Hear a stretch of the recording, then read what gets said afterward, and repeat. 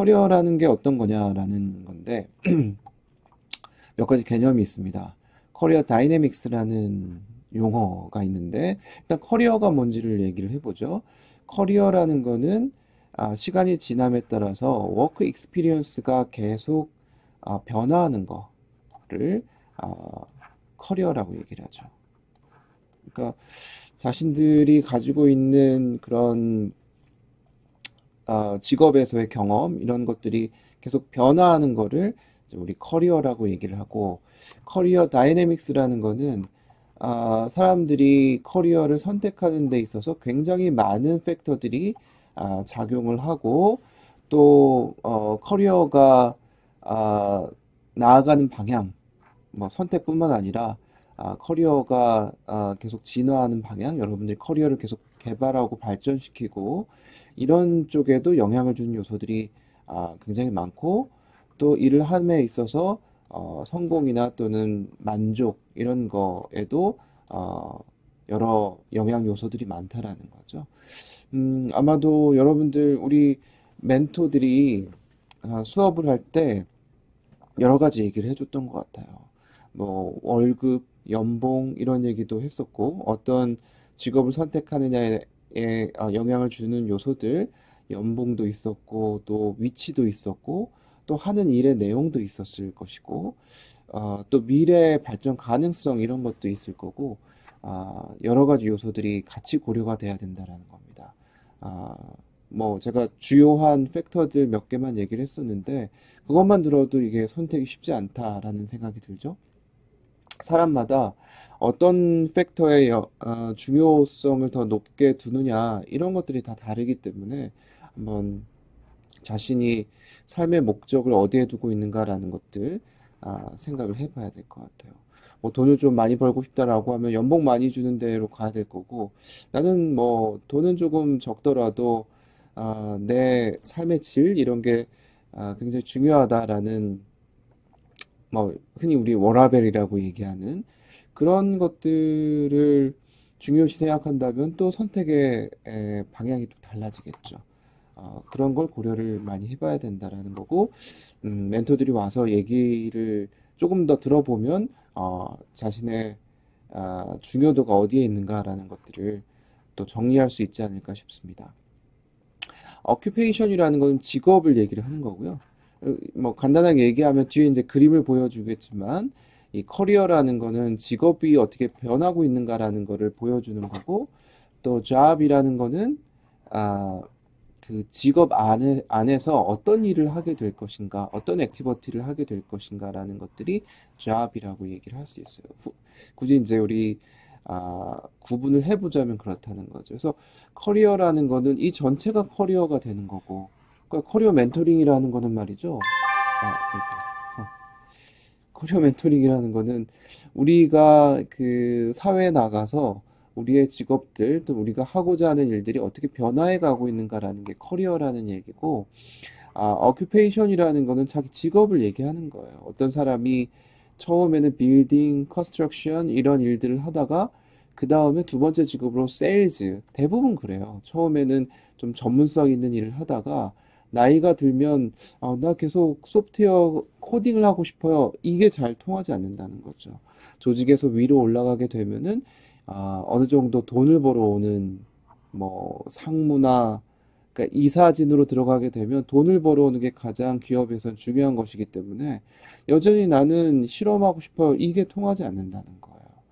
그러니까 여러분들이 중장기적으로 무엇을 할 것인가라는 생각을 했을 때에는 뭐 계속 공부를 하지 않는 이상, 뭐 연구원이나 혹은 교수가 되지 않는 이상은 일단은 자기의 전문적인 것들을 가지고 회사에 들어가게 되지만 그 이후부터는 이게 기업이 제일 중요한 게 매출을 올리고 돈을 버는 것이기 때문에 다분히 돈 벌어 오라는 압력을 하게 된다는 거죠. 받게 된다는 거죠. 제 주변에 변리사들 되게 많아요. 근데 처음에는 변리사들이 뭐 그 청구항 만들고 이 그 특허 명세서 만드는 이런 일들 그런 거 되게 열심히 하다가 시간이 지나면은 이게 이제 30대 후반 정도 되면 회사 가서 그 명세서를 쓸 수 있는 건을 따와라 라는 비즈니스 또는 세일즈 업무 이런 것들을 할 수밖에 없기 때문에 그 정도 나이가 되면은 이제 고민을 하게 되는 거죠. 나는 변리사로서 이 특허 청구항 이런 걸 관심이 있어서 일을 하기 시작했는데 이제 나보고 나가서 세일즈를 해 오라고 하네, 돈을 벌어 오라고 하네, 이러면은 고민이 되는 거예요. 중장기적으로 그런 회사의 섭리를 생각해 보면 커리어는 대부분 이런 방식으로 많이 변하더라라는 거죠. 각각의 어큐페이션에서 일어나는 잡들은 이런 잡들, 업무 일들을 하게 된다는 거예요. 그래서 처음에는 목수로서의 견습공으로 일하다가 리드 카펜터로 일을 하다가 이제 컨스트럭션 포어맨 가장 이제 그 목수 일만 하는 게 아니라 전체 그 앞에 서서 조율을 하는 업무를 하게 된다는 거죠. 그러다가 다시 세컨 어큐페이션으로 세일즈를 담당하게 되면 이제 뭐 빌더들의 레프레젠터티브를 하다가 홈 세일즈 매니저를 하다가 홈 세일즈의 바이스 프레지던트 뭐 이런 식으로 세일즈 업무를 하게 된다면 이거는 각각의 잡이지만 그것이 모여서 직업이 되는 거고 그 직업이 어떻게 변하는가라는 게 커리어라고 얘기할 수 있겠다. 그래서 여러분들 이제 생각을 해봐야 되는 거예요. 내 첫 번째 직업은 뭘 가져갈 수 있고 또 가고 싶은가. 그리고 그게 조금 시간이 지나면 내가 어떤 일을 하게 되겠구나라는 거를 조금 준비를 할 수 있어야 되겠죠. SI 업체도 똑같아요. SI 업체 들어가서 시스템 개발, 분석 이런 게 처음에 여러분들한테 주어진 어큐페이션이자 잡이지만 한 10년 정도 돼 보세요. 계속 개발하고 있으라고 할까요? 그렇지 않다는 거죠. 그렇게 되면 이제 그 시점이 되면 야, 내가 매니지먼트를 조금 배워야 되겠는데 이런 생각이 들게 될 거고 그래서 기술 경영을 뭐 한 30대 중후반에 기술 경영 학위를 따겠다고 오는 사람들이 다 이런 고민에 의해서 들어오는 사람들이 많다는 겁니다. 그런 생각을 좀 하셔야 돼요. 네. 음, 자, 현대의 커리어의 특징이 어떤가? 요즘은 평생 직업이라는 게 없잖아요. 평생 직장이라는 게 없어졌다는 거죠.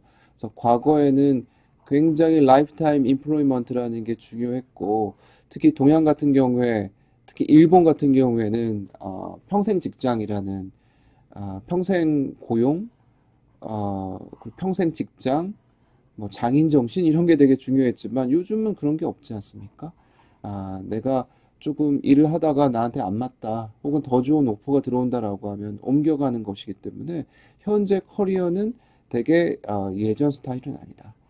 그래서 뭔가 계속적으로 올라가려고 하는 의지들이 있을 거고 회사를 자주 바꾸기도 한다는 거죠. 그래서 커리어는 바운더리리스하다라는 거고 여러분들이 가질 수 있는 커리어라는 게 산업공학은 훨씬 더 바운더리가 크다라는 거고 그런 바운더리가 이제 없어지고 있다라는 거고 커리어 석세스라는 거는 뭐 요즘은 되게 여러 가지로 해석이 될 수 있다라는 거죠. 그냥 뭐 돈을 많이 번다기보다는 진짜 너 오라벨이 되게 좋은 직업을 가지고 있네? 뭐 그게 석세스의 기준이 될 수 있다라는 거예요. 그래서 우리가 어디에서 누구랑 일하고 이런 것들이 픽스가 되어 있지는 않다. 현재는 그렇다라는 거죠. 라이프타임 임플로이먼트라는 거는 과거의 일인데 이게 왜 이렇게 변했을까? 일단 기술적인 진보가 이루어지기 때문에 새로운 잡들이 되게 많이 늘어났다는 거죠. 그래서 예전에 뭐 AI 직업이라는 게 또는 데이터 사이언스라는 직업이 없었는데 기술이 발전하면서 요즘은 아주 핵심적인 직장이 됐다는 거예요. 그래서 기술이 계속 발전하기 때문에 이 라이프타임 임플로이먼트가 줄어든다는 거고 경제적으로도 쉬프트를 되게 많이 했습니다. 요즘은 잡 시큐리티가 되게 낮아졌다라고 봐야 되는 거죠.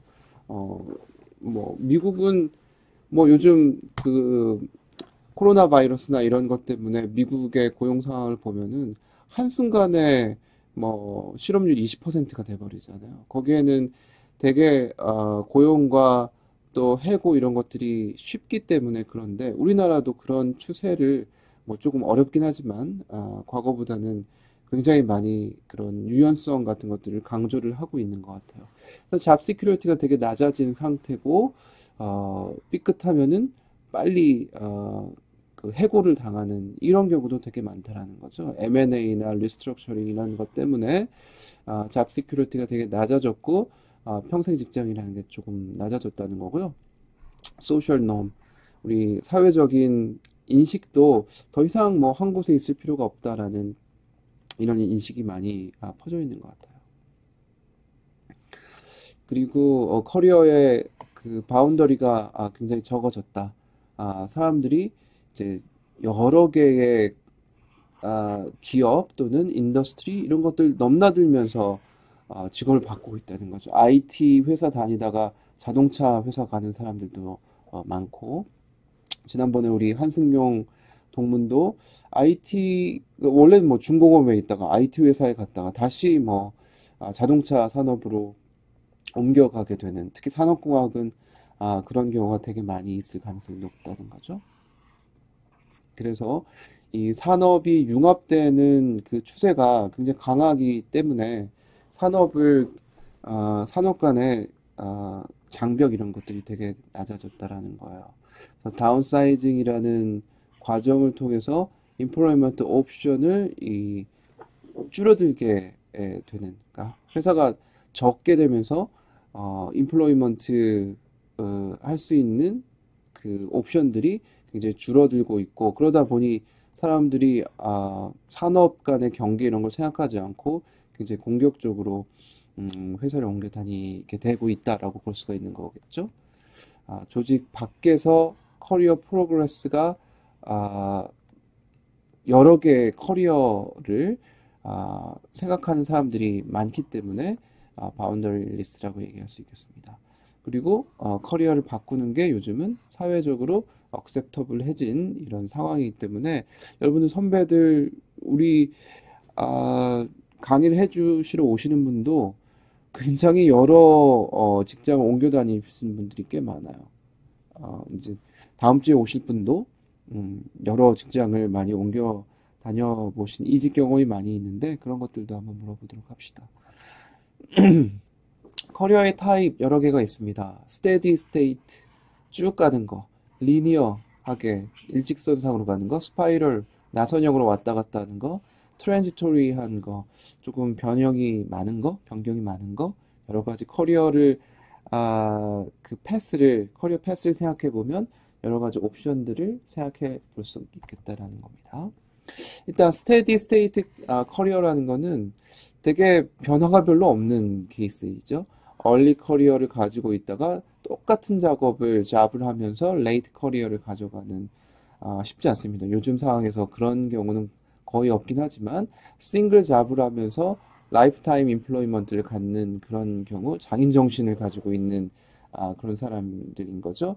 특히 뭐 요즘은 쉽지는 않겠지만 매니팩처링 같은 경우에는 공장에 투입되면 그 일만 계속 수십 년 동안 하는 사람들이 있죠.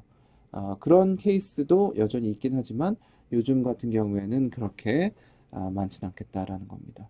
여러분들이 공장을 가게 되면은 이런 경우가 조금 더 많이 있을 수 있다는 거고, 그렇지만 뭐 그런 쪽 말고 서비스 업계나 IT 업계에 들어가게 되면 이런 케이스는 거의 없다고 봐야 되겠죠. 라인 커리어 같은 경우 한번 읽어봅시다. 어떤 사람이 어떤 영역에서 남아있긴 하지만 이 로우 레벨 잡에서 하이 레벨 잡으로 자신의 직업을 이렇게 옮겨가는 그런 경우, 이런 거를 리니어 커리어라고 얘기를 합니다. 잡은 조금 달라지겠죠? 하지만 리니어 커리어로 위로 쭉 올라가면서 처음에는 코딩 업무를 하다가 시스템 개발을 관할하는 업무를 하다가 이제 뭐 제안하는 업무로 가다가 뭐 영업하는 업무로 가는 뭐 이런 식의 위로 올라가면서 리니어 커리어를 찾아가는 경우가 많고, 여전히 우리나라에서는 이런 케이스들이 좀 많다라고 볼 수 있을 것 같아요. 어느 정도는 자기의 업무 연관성을 생각하면서 위쪽으로 쭉 사다리를 타고 올라가는 이런 케이스들이 리니어 커리어라고 볼 수 있겠고요. 스파이럴 커리어는 약간의 나선형으로 자기의 업무들을 조금씩 변형해 가면서 가되 그래도 자신의 그 어큐페이션은 쭉 가져가는 그런 형태라고 얘기할 수 있겠죠. 그래서 새로운 스킬들을 찾아가면서 네, 이러한 새로운 스킬 같은 것들이 계속 요구가 되는. 그러니까 앞에 있는 거는 별로 특별한 스킬이 새로운 스킬이 그렇게 많이 필요하진 않으면서 위로 올라가는 걸 얘기하는 거고, 요거는 스파이럴 커리어라는 거는 새로운 걸 좀 배워가면서 뭐 IT 쪽에 뭐 파이썬 이런 것들을 공부를 하다가 이제 다른 뭐 R이나 이런 뭐 다른 걸 배운다든지 이런 새로운 스킬들을 계속적으로 배워가면서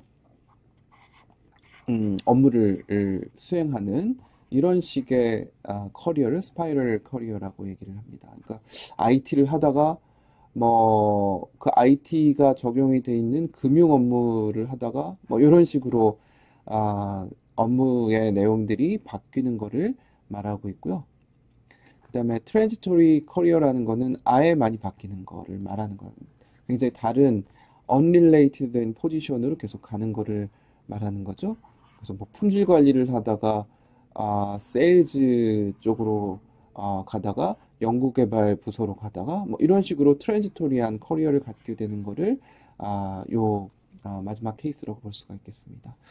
뭐 이것도 꽤 많은 케이스들이 있죠. 회사에서 사정이 계속 바뀌기 때문에 회사의 내부에 뭐 예를 들어서 디스플레이 회사다라고 했을 땐 LCD 쪽에 있다가 LCD의 뭐 품질 이런 쪽에 있다가 갑자기 OLED 쪽에 뭐 마케팅을 해라 이런 쪽으로 어, 하는 일들이 확 바뀌는 경우도 꽤 많이 있다고 볼 수 있겠습니다. 그래서 이런 거는 자신의 의지도 또 반영이 되겠지만 자신의 의지와는 상관없이 기업의 상황에 따라서 커리어가 굉장히 많이 바뀌는 그런 경우도 종종 있습니다. 자, 커리어 스테이지를 보면 일단 여러분들이 커리어를 준비하기 위해서는 일단은 어떤 업무에 대한 준비가 필요하고 그 다음에 조직에 이제 들어가야 되겠죠. 회사에 취직해서 들어가야 되고 그래서 우리는 취업을 준비하는 과정이 있어야 될 거고요. 그 다음에 취업에 성공해서 조직에 들어가고 그 다음에 얼리 커리어, 미들 커리어, 레이트 커리어로 계속 진화해 가는 과정으로 직업이 커리어가 바뀌게 되는 거고요. 어떤 업무를 준비하는 과정에서는 여러 가지 스킬들, 그리고 커리어에 대한 옵션들을 한번 쭉 생각해 봐야 되는, 바로 여러분들이 지금 하고 있는 일들인 거죠. 어떤 커리어가 있을까라는 거를 스스로도 공부해보고, 여러 사람들 얘기도 들어보고 하면서, 배워가고, 스킬들을 계속 쌓아가는 그런 단계라고 볼 수 있겠고, 그래서 그게 잘 성공이 돼서 좋은 그 자신에 맞는 직업을 구하게 되면 특정한 스페시픽 잡을 이제 찾게 되고 그 안으로 발을 들여놓게 되고요. 그렇게 되면 이제 회사에 취직을 하게 되면 특정 작업을 일을 하게 되는 거고 거기에서 성공을 이뤄가면서 얼리 커리어를 쌓게 되는 거고 또 미들 커리어로 들어가게 되면 어떻게 하면 생산적인 으로 일을 할 수 있을까라는 거에 대해서 이제 업무는 어느 정도 이해를 했으니까 생산성을 높이는 방식으로 20년간 일을 하게 되고 그 다음에 맨 마지막에는 조용히 이제 사라지는 거죠. obsolete이라는 거는 이제 쓸모없이 되어 가고 리타이어먼트 하는 거를 계획을 하는 방식으로 커리어를 잡아가게 될 거예요. 그거를 이제 커리어 패스로 생각을 해보면 이제 10대, 20대 중반까지, 이건 10대까지만 아니고 이제 미국이라서 그런지 10대 이걸 다 준비할 수는 없을 텐데, 그죠? 20대 중반, 후반까지 우리는 프리퍼레이션을 하고 20대 후반, 중후반에 회사에 취직을 하게 되고 30대 얼리 커리어를 가지면서 자신의 업무에서 이제 성공을 맛보게 되겠고 40대, 50대 접어들게 되면 자신이 일하는 거를 생산적으로 만드는 과정, 그다음에 60대 이상이 되면은 이제 리타이어먼트 하는 방식으로 진행이 될 겁니다. 그렇다면 우리한테 중요한 거는 우리한테 맞는 여러분들 각자한테 맞는 직업이 뭐가 될 것인가라는 게 정해져야 되겠죠. 그래서 자신의 특성과 퍼스널리티에 잘 맞는 어큐페이션이 뭐가 될 것인가라는 것들이 정해져야 될 것이고 홀란드 헥사곤이라는 게 바로 각각의 사람들이 어떤 직업에 잘 맞을 것인가라는 걸 찾아주는 거. 그래서 여러분들 커리어 포트폴리오 만들 때 이걸 다 해줘야 됩니다. 개인적으로 이, 그, 자기 그 검사하는 거 있죠? 직무 검사하고 뭐 이런 것들을 찾아서 한번 그 센터에서 취업센터에서 다 해주는 걸로 알고 있어요. 여러분들 한 번씩 다 받아보십시오. 홀랜드 시어리에 의하면 각각의 사람들이 어떤 특징이 있는가라는 것들을 보게 되면 이 사람들이 어떤 타입인지를 얘기해 줄 수 있고 또 어떤 환경에서 일을 하게 될 것인가 또 어떤 어큐페이션을 갖는 게 좋을 것인가를 다 분석을 해주는 것 같아요. 이런 분석을 여러분들이 다 해봐야 됩니다. 그래서 첫 번째 케이스는 되게 리얼리스틱한 사람들, 현실적인 사람들이죠. 실용적이고 약간은 소심하지만 스테이블한 사람들. 이런 사람들은 자기 실질적인 현실적인 사람들이기 때문에 손으로 혹은 머신으로 툴로 뭔가를 하는 걸 좋아하는 사람들이고 이 사람들은 뭐 오토 미케닉 자동차 뭐 만드는 거 이런 쪽으로 가야 될 거고 또 부품을 가지고 뭐 조립을 하고 이런 쪽에 일을 하는 사람들 그러니까 뭔가 손재주를 발휘할 수 있는 그런 직업을 갖는 게 적당하다라는 거고요. 그다음에 인베스게이티브한 사람들 이렇게 뭐 조사하고 분석하고 하는 걸 좋아하는 사람들이죠. 또 뭐 되게 그 호기심이 많은 사람들, 또 되게 정확한 사람들 이런 사람들은 문제를 푸는 쪽에 특성이 장점이 있기 때문에 시스템 분석가들, 덴티스트들, 사이언티스트들 이런 쪽으로 우리 SI 쪽으로 가면 좀 좋겠다라는 거고 그 다음에 아티스틱한 사람들, 예술적인 사람들은 굉장히 창의적이고 또 아이디어가 많이 있고 또 직관적인 이런 사람들은 새로운 프로덕트나 아이디어를 만드는데 조금 잘하는 사람들. 그래서 신제품 개발이나 신서비스 개발 이런 거 잘하는 사람들이 여기에 속한다는 거죠. 여긴 뭐 노블리스트나 스컬프처, 뭐 카피라이터 이런 식으로 얘기를 했는데 우리의 직업하고는 조금 거리가 있긴 하지만 산업공학도로 보면 뭐 UX, UI 이런 거 또는 신서비스 개발 우리 산업공학도들이 많이 하는 거죠. 카카오나 이런 데 가서 서비스 개발하고 이런 거 많이 하고 있는 분야라고 볼 수 있겠고 소셜 사회성이 좋은 사람들 아웃고잉하고 또 다른 사람들하고 잘 어울리는 이런 특성을 가지고 있는 사람들은 뭔가 서빙을 하거나 다른 사람 돕거나 팀으로 일하거나 이런 쪽의 직업을 갖는 게 좋겠습니다라는 거고요. 이런 케이스는 소셜 워커들 뭐 우리 시민단체 들어가서 일하는 이런 쪽 또는 카운슬러 뭐 이 상담해 주는 거 또는 널스 이런 쪽 이런 쪽에 조금 더 강점이 있겠습니다라는 거죠. 그 다음에 엔터프라이징 쪽에 특성을 지니고 있는 사람들 자신감 있고 에너지틱하고 뭐 이런 사람들은 뭔가 뭐 엔터프라이징 하는 기업을 뭐 만들고 새로운 기업 운영하고 뭐 이런 쪽에 장점이 있기 때문에 매니저나 폴리티션이나 스톡 브로커 뭐 이런 쪽에 조금 더 강점이 있다는 거고요. 우리 쪽으로 보면 이제 금융 쪽으로 가거나 혹은 뭐 그 창업을 하거나 이런 사람들이 여기에 속하는 거라고 볼 수 있겠고 컨벤셔널한 그런 직업을 지니고 있는 사람들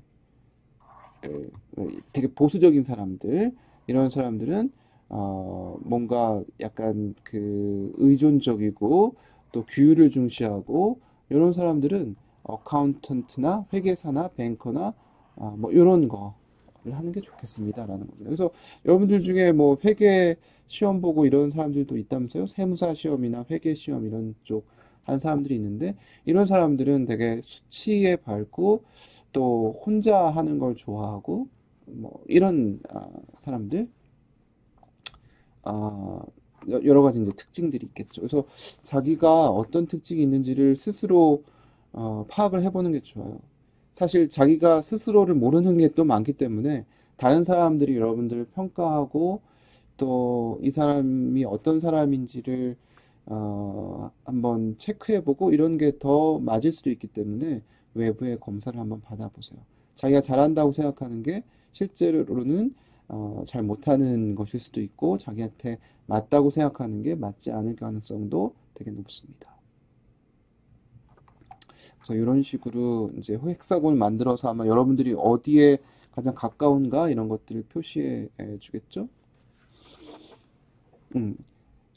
커리어 앵커라는 거는 자기가 이제 자신이 가지고 있는 탤런트나 어빌리티, 밸류, 니즈, 뭐 모티브 이런 거에 기반으로 해서 자신의 그 직업관을 갖게 되는 거. 앵커라는 건 뭐 앵커를 내린다라는 개념일 테니까. 그래서 어디에 자신의 앵커를 내릴 것인가라는 거를 다섯 가지 영역으로 나눠보면 테크니컬하거나 펑셔널한 쪽으로 갈 건지 매니저리얼 이 관리하는 쪽에 강점이 있는지 시큐리티나 또는 스테이빌리티 이쪽에 자신이 조금 더 무게 중심을 둘 건지 크리에이티비티나 엔터프리너리얼 자기의 창의성이나 또는 회사를 뭐 새로 어, 창업을 하는 이런 쪽으로 갈 것인지 또는 스스로 한번 해보고 싶다. 나는 회사 들어가는 것보다 스스로 자율성을 독립적인 게 되게 좋아라고 하면 그쪽으로 가는 게 조금 더 맞을 거라고 봅니다. 그래서 아까 그 헥사곤의 베이스를 두고 자기가 테크니컬 하거나 펑셔널 앵커를 두고 싶은 사람들은 이런 기술직으로 가는 게 더 맞겠다라는 거죠. 그래서 특별한 에어리어에 초점을 맞춰서 직업을 준비하는 게 맞겠다. 테크니컬한 쪽은 기술 쪽에 강점을 두고 있다라고 하면 뭐 이 자동차 기계 쪽으로 가든지 아니면 그래픽 아트 쪽으로 이게 다 기술이니까 손재주가 좋다라고 하면 이런 기술직으로 가는 게 조금 더 맞겠다라는 거고 또 우리 산업과학도가 많이 속하는 거라고 볼 수 있겠는데요. 매니저리얼 컴피턴스가 조금 좋다라고 하면 BS 문제를 분석하거나 또는 사람들 다루는 이런 쪽에 조금 더 강점이 많겠다라고 하면은 회사에 취업을 해서 이런 뭐 컨설팅 업무나 또는 비즈니스 관리 쪽으로 가는 것이 조금 더 맞겠다라는 걸 볼 수 있겠고요. 산업과학도는 이런 쪽에 조금 더 많이 속해 있다고 볼 수 있겠고, 만약에 시큐리티나 스테이빌리티가 조금 더 나한테는 맞겠다라고 하면, 군대에서 이제 말뚝을 박아야 된다는 거죠. 그죠? 군대는 스테이블 하니까 조금 너무 치우친 것일 수는 있겠는데, 뭐, 밀리터리나 또는 공무원 쪽, 우리 학과에서 공무원 준비한 사람들 꽤 많이 있는데, 모르겠어요. 그건 공무원 쪽에 가서도 산업과학도가 하고자 하는 거를 이뤄낼 수는 있기 때문에 뭐 안 좋다라고 얘기할 수는 없을 것 같아요. 더 필요할지는 모르죠. 정부 쪽으로 들어가서 시스템적인 사고를 하는 게 요즘은 기업보다 공무원이 그런 것들이 더 중요해진 상황이라고 봐야 될 테니까요. 그래서 이런 쪽으로 가고 싶다라고 하면 군대에서 직업 군인을 하거나 아니면 공무원 쪽으로 가는 게 조금 더 맞겠다라는 거고요. 그 다음에 우리 산업과학도들 중에서도 어떤 친구들은 되게 아이디어가 많이 있는 친구들이 있는 것 같아요. 이런 친구들은 창업을 하는 게 맞겠죠. 혹은 신제품 개발 부서나 신서비스 개발 부서에 들어가서 일을 하는 게 굉장히 좋겠다라는 겁니다. 그래서 유니크한 프로덕트나 서비스 이런 쪽에 비전을 가지고 있는 사람들은 새로운 회사를 만들거나 아니면 그런 부서에 들어가서 일하는 게 되게 좋다라는 거예요. 뭐 신생 기업들, 빅테크 기업들, 언택트 기업들, 뭐 네이버나 카카오 들어가면 제일 좋겠죠. 그런데 들어가서 자신의 아이디어를 펼칠 수 있으면은 이런 사람들은 좋지 않을까 싶습니다. 아니면 회사를 만들어서 아이디어를 가지고 승부를 걸다가 M&A를 통해서 카카오나 네이버 쪽에 들어갈 수도 있겠고요. 또는 뭐 자기 기업들을 계속 유지 관리를 하는 것도 좋지 않을까 싶네요. 어떤 친구들은 자율성을 강조하는 친구들이 있어요. 내가 내 일만 좀 해보고 싶다. 다른 사람들 간섭 안 받고 스스로 한번 해보고 싶다라는 프리덤을 갖고 해보고 싶다라는 사람들이 많죠. 그래서 이런 사람들은 노블리스트나 또는 크리에이티브 아티스트 같은 경우엔 이런 게 필요할 텐데 뭐 프리랜서 산업공학 한 사람들 중에 하는 사람도 있어요. 프리랜서로 특히 IT 한 사람들은 중간중간에 프로젝트 베이스로 해서 들어가서 일을 해주고 나오고 이런 업무를 하는 사람들도 있는데 진짜 스테이빌리티가 높지가 않죠. 그래서 그런 식으로 프리랜서로 일을 하다가 회사에 취업하는 사람들도 꽤 많이 있고요. 아마 여러분들이 이제 부모님이 좀 서포트를 해주시겠다라고 하면 스스로 혼자 하는 직업을 갖는 것도 굉장히 좋을 것 같긴 한데 그런 직업이 뭐 몇 개나 있겠어요? 쉽진 않습니다. 만약에 글을 쓰는 직업을 여러분이 갖고 있다면 혼자서 할 수는 있겠죠. 하지만 산업공학이라는 거는 사람들 간의 인터페이스를 하는 업무에 강점을 지니고 있기 때문에 이런 쪽에는 우리 산업공학도로서는 그렇게 많은 기회가 있지는 않겠다라고 생각할 수 있겠습니다. 아, 그래서 직업의 아웃룩을 보자면은 잡 그로스라는 측면에서 보면 그러니까 뭐 직장 자리가 얼마나 나오고 있는가라는 걸 보면 계속적으로 컴퓨터나 소프트웨어 엔지니어, 애플리케이션, 뭐 AI, 데이터 사이언스 이런 쪽은 굉장히 잡그로스가 많이 있어요. 앞으로도 어, 부족할 거예요. 사람 수가 쓸만한 사람 수가 부족하다는 거죠. 이런 쪽은 되게 직장 자리가 계속적으로 나오게 된다는 거죠. 컴퓨터 서포트 스페셜리스트나 소프트웨어 엔지니어, 네트워크 쪽 이런 쪽은 직업이 계속 늘어나게 될 거지만 뭐 판사나 뭐 변호사나 이런 쪽은 숫자가 뭐 계속 필요하긴 하겠지만 그렇게 많이 늘어나지는 않을 거라는 거고요. 그런데 이제 반대쪽으로 가보면 farmer 또는 뭐 미터 리더 우리 그 점검하러 오시는 분들이 있죠. 가스 점검 왔습니다. 얼마나 썼나 이런 걸 보러 가는 사람들이 있는데 앞으로는 이런 직업들이 다 데이터에 의해서 또는 뭐 IoT에 의해서 다 대체될 직업들이라는 거예요. 그리고 레일로드 브레이크 시그널 스위치 오퍼레이터 이런 사람들은 다 AI나 혹은 데이터에 의해서 직업이 다 없어질 직업들이다. 그러니까 여러분들이 잘 생각해야 되겠죠. 앞으로 없어질 직업에 승부를 걸 것인가, 아니면 앞으로 계속 뜰 직업에 승부를 걸 것인가. 이거에 의해서 40년, 50년 여러분들의 앞날이 결정이 되는 거기 때문에 고민을 많이 해야 될 겁니다. 자, 유망 직업을 한번 봅시다. 10년 후 유망한 직업, 또 10년 후에 추락할 직업, 둘로 나눠보면은 유망한 직업은 데이터 분석가, 소프트웨어 개발자, 헬스케어 종사자, 로봇 공학자, 보안 전문가. 다음 주에 우리 보안 전문가, 산업과학도로서 보안 전문가가 어떻게 될 수 있는지 한번 모실 건데 이런 쪽이 앞으로 계속 중요해질 거예요. 뭐 블록체인이니 이런 거하고 연결 지어가지고 계속적으로 유망한 직업이 될 텐데 반대로 콜센터 상담원, 교수도 이제 안물 간 직업이 될 가능성이 높습니다. AI가 다 가르쳐 줄 텐데요. 그죠?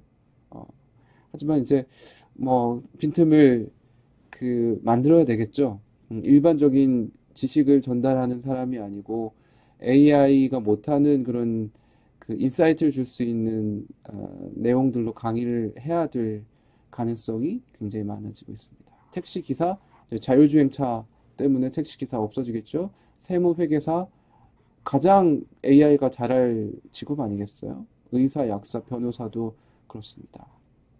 제 친구들, 의사된 친구들 보면은 고민이 굉장히 많이 있어요. 이미 AI가 CT 이런 촬영한 거를 해석하고 이런 거는 사람이 그냥 넘길 수도 있는 거는 AI가 다 체크를 해서 준다는 거죠. 이미 AI가 할 수 있는 더 잘하는 영역들이 의사나 변호사 이쪽에도 훨씬 더 많아지고 있는 상황입니다. 잘 생각하셔야 됩니다. 자녀에게 추천하고 싶은 직업은 우리 산업공학도들이 많이 할 만한 뭐 소프트웨어 개발이나 인공지능 전문가 이런 쪽 추천해 주고 싶은 거고요. 강한 영향을 많이 줄 기술로서 인공지능, 빅데이터, 이런 사물 인터넷 이런 게 핵심적인 내용이 될 거예요. 자, 그렇다면 이제 여러분들이 해야 될 것들은 이제 좀 더 명확해지겠죠? 이런 것들이 10년 이후에까지 계속 중요한 직업으로 또는 기술로 자리를 잡게 될 거는 명확하다라고 하겠습니다. 하이테크 직업들이 되게 많아지고 있다는 거고요. 하이테크 비즈니스가 계속 성장을 하니까 잡들이 늘어나게 되고 그러다 보면 잡들이 늘어나면은 그쪽의 프로그램이나 스킬들이 계속 인기를 얻고 커지고 그러다 보면 이 기술을 가지고 있는 사람들의 어베일러빌리티가 높아지니까 계속적으로 이런 순순환의 선순환의 고리가 이어진다는 거죠. 그래서 가능하면 하이테크 잡을 가질 수 있도록 해야 될 겁니다.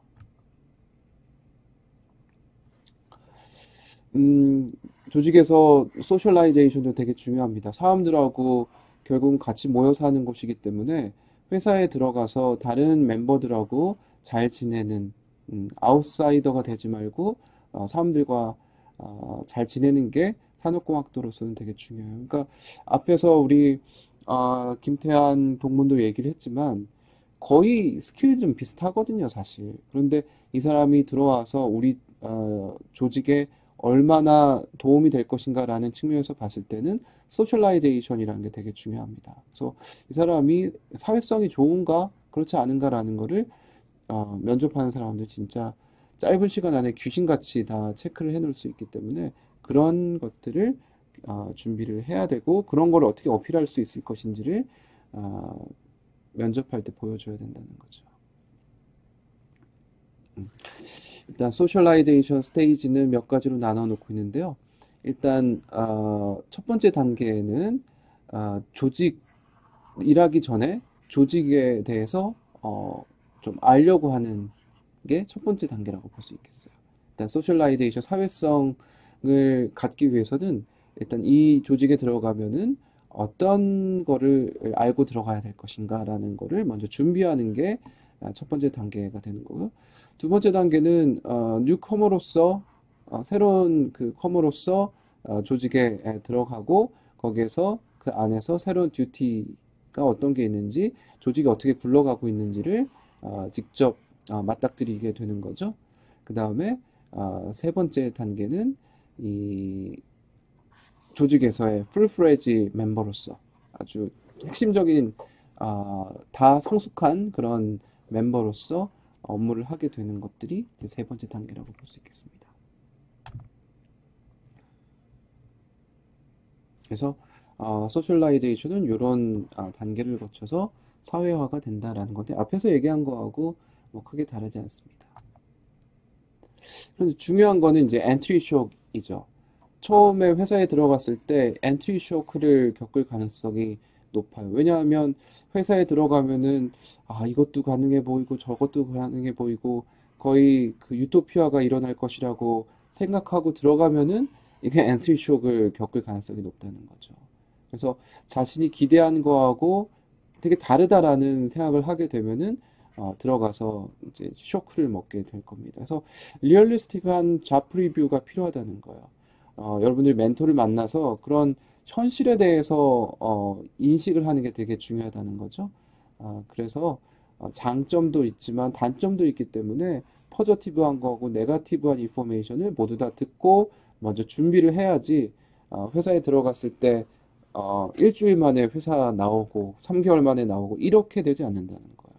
미리미리 준비를 해서 처음에 들어갈 때부터 좋은 자기한테 맞는 회사를 선택해야 되고 또 들어가서 네거티브한 게 이런 게 있을 수 있다라는 것도 미리 생각을 하고 들어갈 필요가 있다는 거죠. 자, 그렇게 하려면 리얼스틱한 잡 프리뷰를 하기 위해서는 그걸 통해서 이제 좋은 점은 뭐냐면 인플로이들이 리즈너블한 expectation을 하게 되고 또 네거티브한 것까지 다 accept 하게 된다는 거죠. 그래서 리얼리티에 들어갔을 때 네거티브한 experience를 했을 때 계속적으로 회사에 남아있는 반면에 만약에 그렇지 않다라고 하면은 이게 unrealistic한 expectation 하게 되고 준비가 안 돼 있기 때문에 네거티브한 상황에 맞닥뜨렸을 때 직장을 그만두는 이런 결과가 나올 수 있다는 거예요. 그래서 미리미리 그런 잡 프리뷰를 물론 여러분들은 좀 받아주기만 해도 좋습니다라는 생각을 갖고 있을지 모르겠지만 그게 약간의 어리석은 생각일 수 있다는 거예요. 들어가는 것보다 중요한 거는 자기한테 잘 맞는 곳을 찾아서 남들이 다 좋다라는 것보다는 자기한테 좋은 곳으로 찾아가야 되는 게 급선무라고 볼 수 있겠습니다.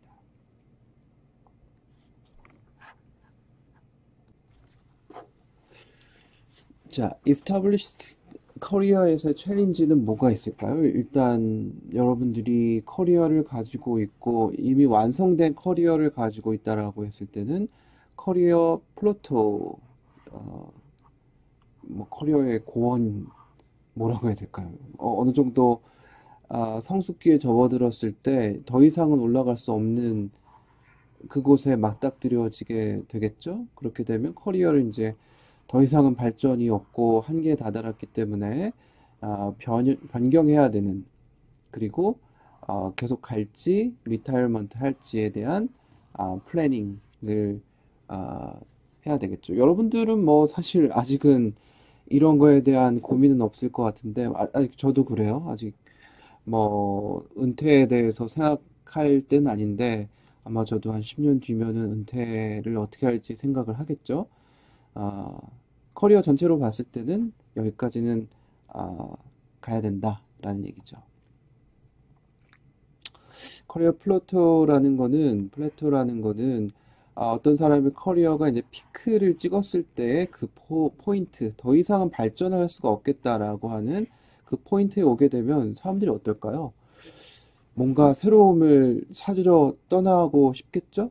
그런 경우에 커리어 디벨롭먼트 인터벤션을 할 수가 있겠다. 뭐 기업 같은 경우에서도 더 이상은 뭐 발전이 없다라는 직원들 중에 이제 그런 사람들이 있으면은 이 시스테믹하게 인터벤션을 해야 되겠죠. 누군가가 체계적인 노력을 통해서 사람들 커리어를 좀 매니지해 줄 수 있는 그런 조직의 역할을 해야 된다라는 겁니다. 그래서 좋은 회사는 이런 식으로 케어를 다 해줄 수 있어야 된다라는 거고요. 그래서 새로운 잡을 찾을 수 있도록 체계적인 노력을 해줘야 되겠습니다라는 겁니다. 커리어 디벨롭먼트 인터벤션이라는 거는 결국 이제 스텝 1은 사람들의 스킬이나 인터레스트나 밸류 이런 것들 평가해 준 다음에 옵션을 제시를 해줘야 되겠죠?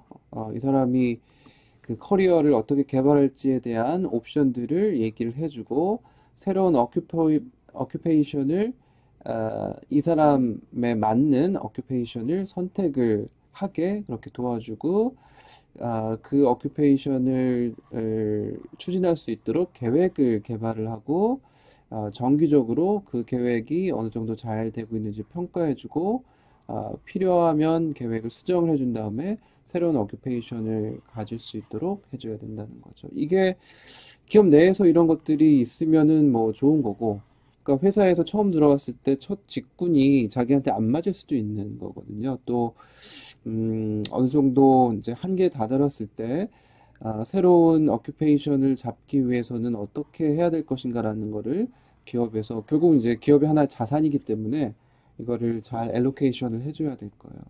우리도 다 그렇죠. 여러분들도 자기의 새로운 어큐페이션을 발굴하기 위해서 자신이 가지고 있는 스킬들이나 흥미나 이런 것들 평가해보고 옵션들 찾아보고 그거를 새롭게 채택할 수 있는 플랜을 한번 짜보고 그 플랜대로 이행을 해보는 방식으로 그렇게 진행을 하게 될 것 같아요. 커리어의 체인지, 아마 여러분 나이 때는 굉장히 많이 이게 변화가 될 것 같은데, 가령 변호사다. 그런데 나는 컴퓨터에서, 산업에서 변호사 일을 하고 있다. 이거를 나는 계속 변호사 일을 하고 싶은데, 에, 적용하는 산업을 좀 바꿔보자 했을 때는 비즈니스, 컴퓨터에서 비즈니스로 좀 바꿔보자라는 거고, 내가 비즈니스에서 잘하고 있는데 한번 직업을 한번 바꿔볼까? 그런 사람들이 있잖아요. 변호사로 삼성전자에 들어간 다음에 이 사람이 CEO가 되는 경우도 있고, 매니저가 되는 경우도 있고, 여긴 이 티처가 될 수 있을까? 비즈니스에서의 티처가 어큐페이션으로 이제 새롭게 뭔가를 가르쳐주는 직업을 바꾸는 게 있을 수 있을 거고, 초창기에 아예 그냥 컴퓨터에서 일을 하고 있는데 처음에 로이어로 갔다가 컴퓨터 가르쳐 주는 사람으로 변모를 하고 그 다음에 다시 필드도 바꿀 수 있도록 그래서 필드와 또 오큐페이션이 번갈아 가면서 바꿔지는 뭐 꼭 번갈아 가면서 바꿀 필요는 없겠죠. 필드만 바꿔도 자신의 커리어가 바뀌는 것이고 또는 오큐페이션만 바꿔도 바뀌어지는 거니까요. 그래서 새로운 음, 영역으로 나아갈 수 있도록 커리어를 고민해 볼 수 있겠죠. 리타이어먼트는 여러분들 뭐 큰 고민은 아닌 것 같아요. 자기가 자발적으로 리타이어먼트 하는 거하고 비자발적으로 리타이어먼트 하는 게 있다는 건데 뭐 직업이 없어지거나 일감 뭐 직장이 없어지거나 또는 내가 몸이 안 좋아서 비자발적으로 리타이어먼트 하거나 또는 자발적으로 자신의 개인적인 선택과 또 자신의 스케줄대로 나는 여기에서 리타이어먼트 하고 제 2의 삶을 살 거야. 이렇게 하면 리타이어먼트가 되는 거죠. 그 과정에서는 자신의 개인적인 챌린지와 전략이 좀 있어야 되겠다. 자신의 가치를 업그레이드하기 위해서는 몇 가지 전략을 스스로 세워야 된다는 거. 이거는 엔트런스 하는 데는 크게 뭐 관련이 없을 수도 있는데 커리어를 짜가는 과정에서 자신이 어떤 챌린지를 가지고 있을 것인가를 생각을 해봐야 되겠죠. 회사에서 많이 하는 게 잡 로테이션이라는 건데 아, A라는 부서에서 일하다가 B라는 부서에서 좀 일하고 C라는 부서에서 일하고 일부러 그렇게 돌려서 하는 경우도 있어요. 교직원들도 그렇거든요. 공대에서 교직원 생활하다가 뭐 사범대에 가서 하기도 하고 또 본부에 가서 하기도 하고 왜냐하면 회사가 어떻게 돌아가는지를 두루두루 알아야 되기 때문에 잡 로테이션이라는 게 되게 중요한 부분입니다. 그래서 자기가 성장하고자 한다면은 잡 로테이션을 좀 해야 되겠죠. 부서를 좀 바꿔가면서 우리 회사가 어떻게 돌아가고 있는지를 파악할 수 있도록 해준다는 거고요. 또 앙트러프리너십을 가져야 되겠다. 궁극적으로 이 개인 사업을 하고 싶은 분들 꽤 많이 있어요. 어, 자발적으로 그런 분들도 있고 또 비자발적으로 창업하는 분들도 꽤 있죠. 그래서 우리는 안정적인 직업이 아니라면 한 50대에서 회사에 나와서 어떤 거를 할 수 있을지 준비를 좀 차근차근 해야 된다는 거고 그 과정에서 홈 베이스드 비즈니스라는 게 하나의 대안이 될 수 있다. 집에서 비즈니스 할 수 있는 것들이 어떤 게 있는지를 볼 수 있다는 거고요. 또 이런 개념을 알아야 된다는 거죠. 글래스 실링이라는 그래서 유리천장이라는 건데 회사에서는 이런 게 되게 없지 않아 있습니다. 근데 요즘은 여성들 대우를 많이 해주는 추세에 있기 때문에 같은 능력인데도 여자들이 조금 더 평가를 잘 받는 경우도 있어요. 어, 이 여학생들한테 조금 더 좋은 것일 수도 있죠. 그래서 예전에는 여러분들 이제 윗세대는 평가를 잘 못 받았지만 지금 세대는 더 잘 받을 가능성이 있다는 거예요. 여성 티오나 뭐 이런 것 때문에 뭐 물론 실력이 없는데 그 자리에 갈 수는 없겠지만 그래도 더 많은 기회가 주어질 수 있기 때문에 지금은 더 메리트이 있을 수 있다. 여성이기 때문에 더 많은 메리트이 또 있을 수 있다라는 거는 생각을 해 두시고요. 그다음에 듀얼 커리어를 다루는 거 뒤에서 가볍게 그냥 넘어갈게요. 듀얼 커리어라는 거는 자기가 두 가지 커리어를 갖는 거를 얘기를 하는 건데 어려운 일이죠. 그 다음에 커리어 코치를 하이어링해서 조금 멘토링을 받는 이런 것도 필요한 것 같아요. 잡 로테이션이라는 건 좀 전에 말씀드렸습니다. 고용인들, 뭐, 직원들을 여러 개의 부서에 돌아가면서 트랜스퍼를 해서 여러 개의 그 스킬들을 익힐 수 있도록 하는 게 잡 로테이션이라는 거고, 회사에서 조금 발전하고 싶은 사람들은 꼭 잡 로테이션을 좀 해야 돼요. 제가 회사에 있을 때도 보면은 컨설팅 부서에 있다가 재무 부서 또는 기획 부서 이런 쪽으로 들어가는 사람들이 많이 있는데 이 사람들은 이 회사에서 끝까지 가볼 생각이 있는 거예요. 그러니까 임원이 되고 싶어 하는 사람들은 그렇게 핵심 부서로 좀 가야 되겠죠.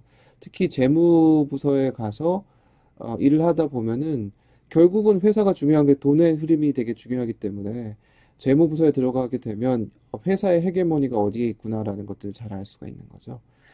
그래서 컨설팅 부서에 있다가 그렇게 다른 쪽 핵심 부서에 가서 일을 하려고 하는 사람들이 꽤 많이 있습니다.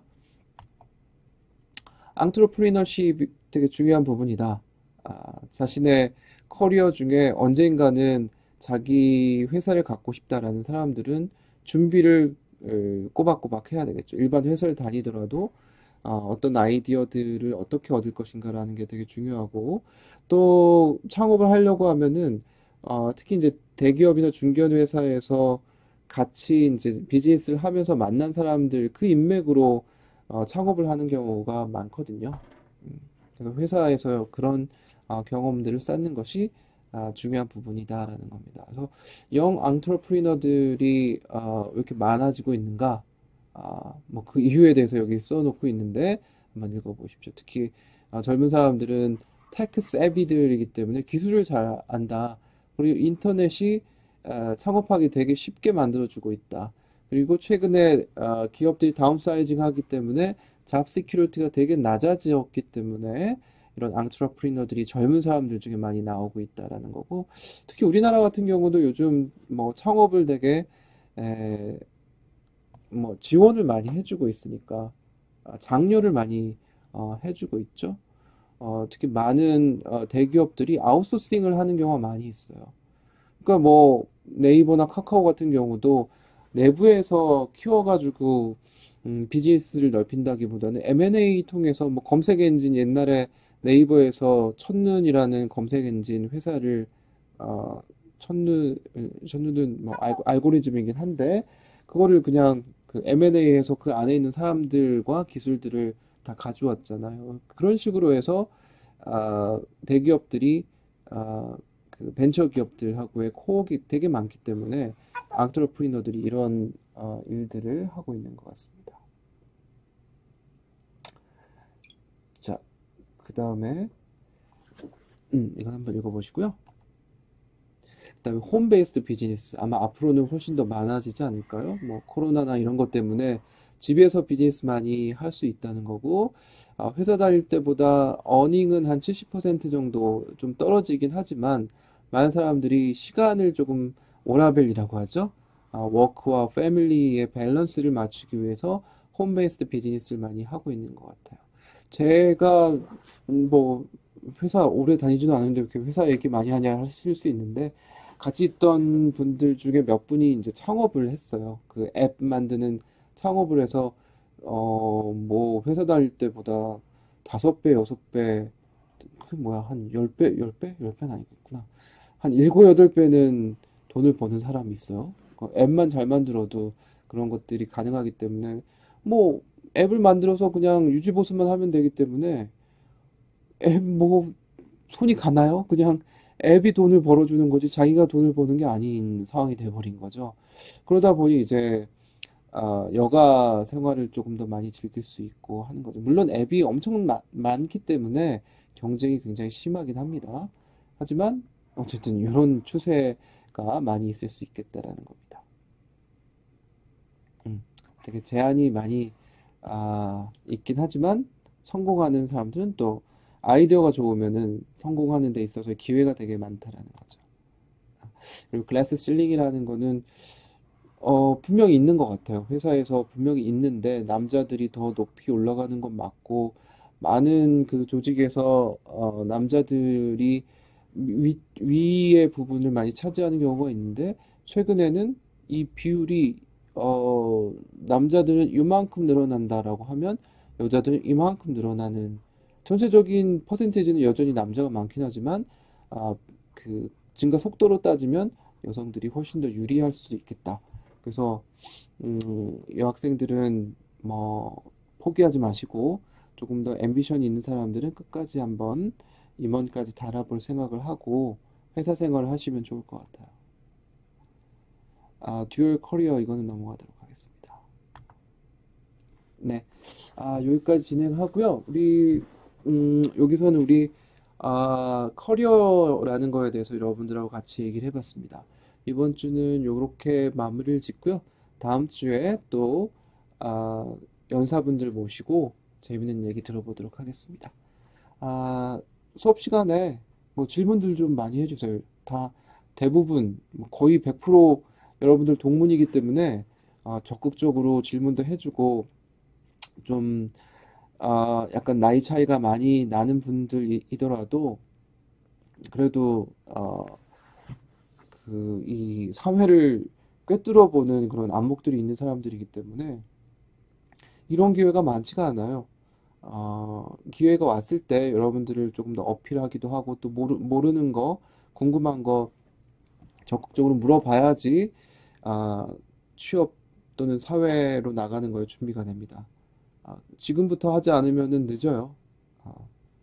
좀 더 적극적으로 어, 강의에 참여도 해주시고 또 나중에 뭐 여러 사회적인 활동들 많이 할 텐데 적극성을 많이 보이고 또 자기를 내비쳐야지. 요즘 뭐 예전부터 제가 대학생일 때부터도 뭐 지금 자기 PR 시대다 이런 게 몇십 년 됐는데 여러분들한테는 훨씬 더 중요한 시기가 돼버렸죠. 자기의 뭔가를 보여줘야지 다른 사람들도 알 수 있는 거지. 내가 그냥 이렇게 하고 있으면 은은하게 하고 있으면 누군가 주겠지. 이런 거는 통하지가 않습니다. 요즘은 자신 스스로를 보여주고 어필을 할 수 있어야지 아, 여러 가지 기회가 많이 있을 것 같아요. 저는 그걸 느끼고 있어요.